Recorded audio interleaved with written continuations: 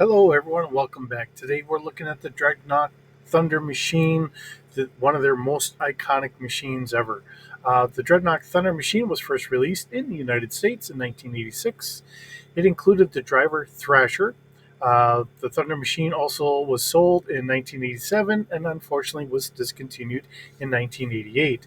And Thrasher, I believe, was one of the few. Actually, he's the one that, in the cartoon series at least, he's the one that brought the Thunder Machine into the Dreadnought lineup.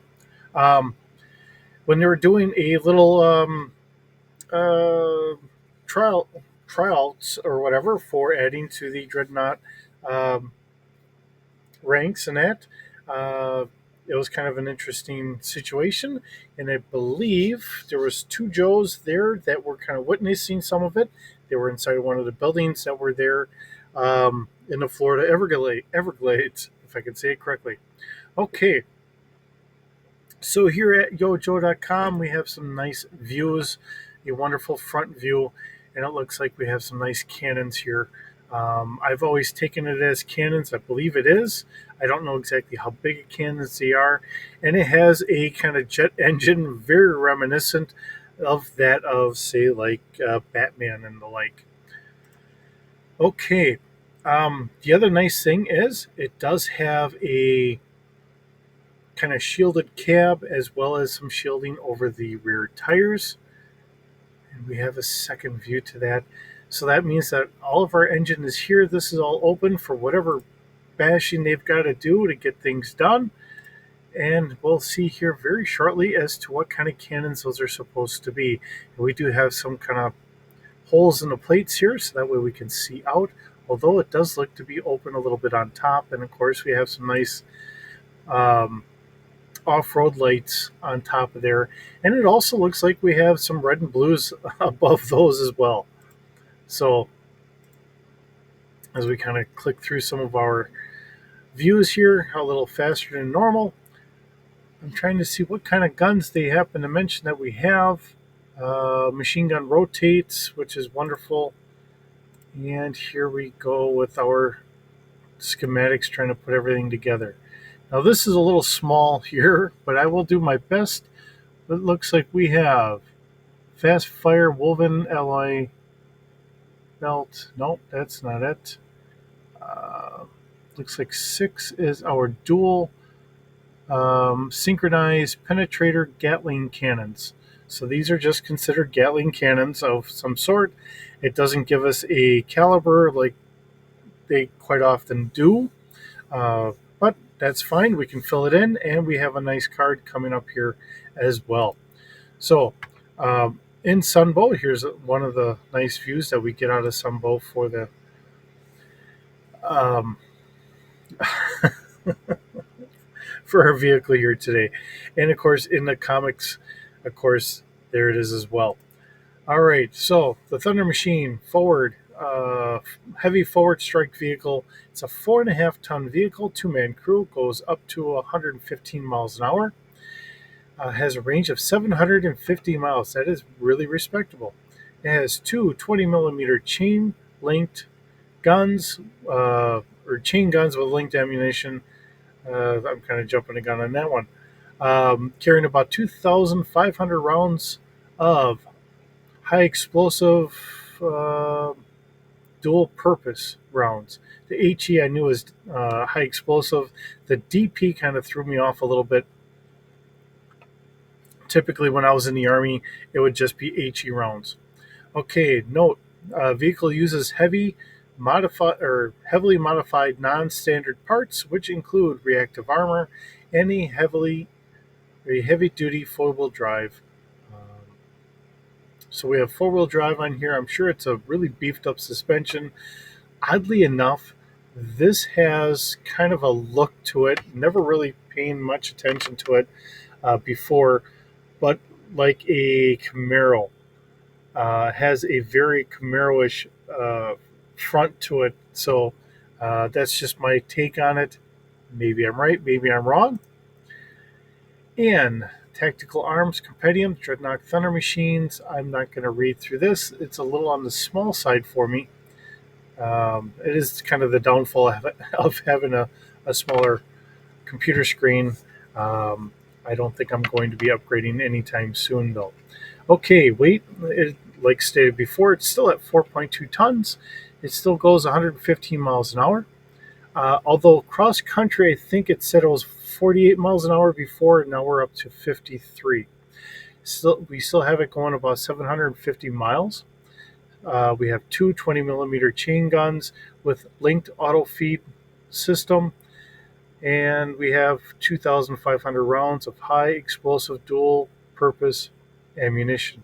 The Thunder Machine, part of the Dreadnoughts, is without a doubt the ugliest vehicle ever to roll out of their compound, patched together from spare parts from jet fighters, tanks, race cars, family sedans, and whatever else happens to be lying around at the time.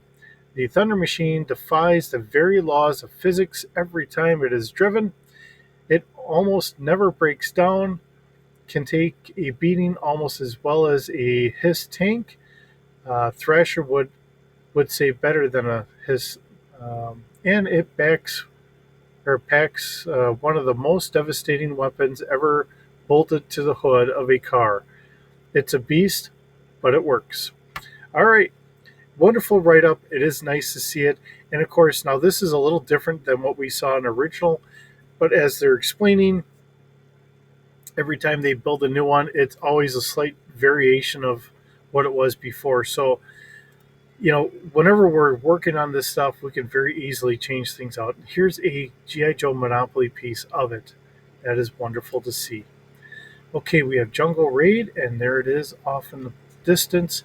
Again, it could be an ever evolving, ever changing vehicle, or maybe different variant of whatever they have. So, to say it lightly, I mean, they said it in the write up. There's no two that are alike. As we get more of these out there and they knock them out, I'm sure that they're always being upgraded. Um, and of course, it's whatever they can slap together. So, looking at it in that regards. Okay, so we do have the Thunder Machine, and then there's the Beast Blaster. So let's take a look in the 93 Beast Blaster, what that looks like. And that is a slightly modified version of it. It has a lot of the similarities here, but that front is kind of changed up here. Um, kind of skip back. And then Venezuela, they had a kind of purple and tan version of it. Otherwise, it looks pretty much the same as what we had before.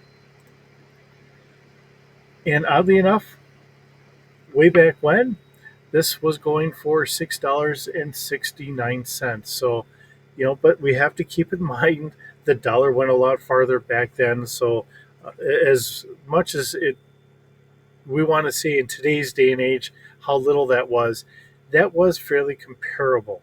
Um, not, I can't say what that would be today. 669 today. I can't say what that would be, but you know, I think minimum. I've said it before. I think minimum wage was what 350, 450, somewhere in that neighborhood. Um, so there was a difference there, and we have to keep all that in perspective here. So when we didn't then take this and we look at it in our GI Joe slash Star Wars galaxy here. Um, we have this sitting at speeder scale, not knowing exactly how long this is going to be. I put it roughly 20 feet, so it's 6 meters. Um, I gave it a crew of two, passengers of two, because people are always just jumping onto these things. So I figured throwing two passengers probably makes some sense here. Cargo capacity we have at 45 kilograms, just keeping it with that nice standard um, cargo capacity that we find on so many of the Star Wars jets or starfighters and the like. So it is full coverage. It is ground level, and I gave it a maneuverability of 2D.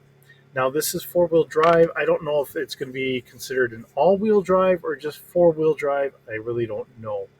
Um, I think 2D is kind of a pretty good start. Um, it doesn't mean we can't have one that's a little bit better than the others. Or, there again, if you wanted to have a version of this that gets modified a little bit better, we can always do that too. All right, so we have a movement, like it stated in the write up, it can go about 115 miles per hour. I didn't put it for the off road. Okay, I just left it at 115 miles an hour. Um, I figure we can always just adjust things as we go along, which does roughly come out to being 185 kilometers per hour. So I do have that in there. So if anyone's looking at this and they're more used to metric instead of the old imperial system, we have that converted for them. Body strength, I give it a 4D. I figured that they're going to have some nice heavy welding on there, the armor plates and that. So here we are. And then we have the dual heavy repeating blasters. Now, this is at personnel scale, and we have it at 9D. Now, the beauty that I'm doing with this, it only has a fire control of 1D, um, figuring that they might be trying to mow people down. It's not going to be the easiest to try and hit people. It's really going to be basing it off of your own um, firing skill, not really a targeting computer. But when we go to shooting at something that is at a vehicle scale, so speeder, or even at walker scale, which would be a standard tank, it then becomes easier. And we're losing some dice, but even if we take this up against a HISS tank, we're still doing 5D damage. I think that really compensates here. Yes, it's a 20 millimeter, it's a chain link cannon. Um, I think that kind of offsets it. So having it at a lower scale, than when we up it, it really kind of starts adding to our aiming and everything. So that's the reason why I did it that way. I think it'll actually kind of boost up trying to hit something at a bigger scale, a little easier. So, you know, it's a simple machine. We don't have a ton of weapons on here, but it is effective. It wasn't meant to be a grandiose machine with all the different types of weapons out there, but it is the simplicity and the usefulness that it gives us. And it's a nice, fast vehicle. You'll notice I've been keeping a lot of the kind of odd vehicles roughly at about like a 40 mile an hour range for speed. And this is one of those that goes faster than that, because this is also meant to go on a standard road, where a lot of the other ones are meant to be more off road exclusive. And that's the reason why I've been doing that. This one is also meant to be more on road. Yes, we can take it off road, but being more on road, yeah, it can go out there and try and speed past the cops and uh, terrorize a town or a city or whatever have you, and we can go from there. With that, hope you enjoy the series. It's fun bringing this to you every day. Hope you have a wonderful day. We'll see you in the next video.